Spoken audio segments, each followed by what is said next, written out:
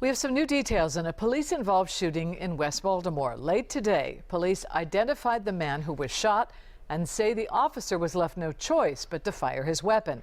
WJZ is live outside City Police Headquarters. Rick Ritter just finished speaking with investigators. Rick? Denise, the man shot by police has been identified as 29-year-old Ritter Gibbs. They say Gibbs has a violent criminal history and left the officer with no choice but to fire his weapon.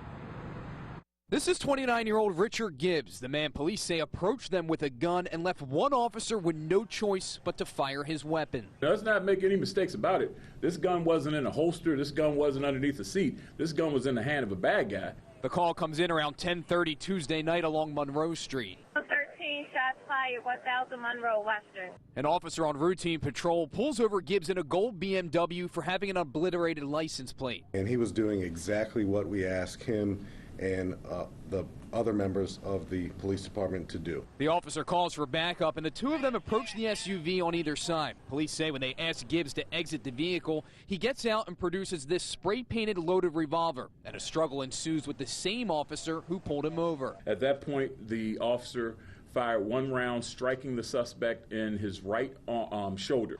The 29-year-old was taken to shock trauma where he's expected to survive. Police say Gibbs is a violent repeat offender. Online court documents show he's had deadly weapon charges in the past, along with attempted murder and assault. Police say the 29-year-old shouldn't have even been on the streets. He's a violent repeat offender. He's a prohibited gun carrier. He's one of many people who have been afforded suspended sentences. The officers involved were not wearing body cameras. Gibbs is now being charged with handgun violations and assault. Tonight, he is still hospitalized, and police say a warrant will be served as soon as he's released. Live at City Police Headquarters tonight, I'm Rick Ritter, WJZ Eyewitness News. All right, thank you very much, Rick. Police say the officer who fired the shot has been with the department for a little more than a year. He is now on routine leave.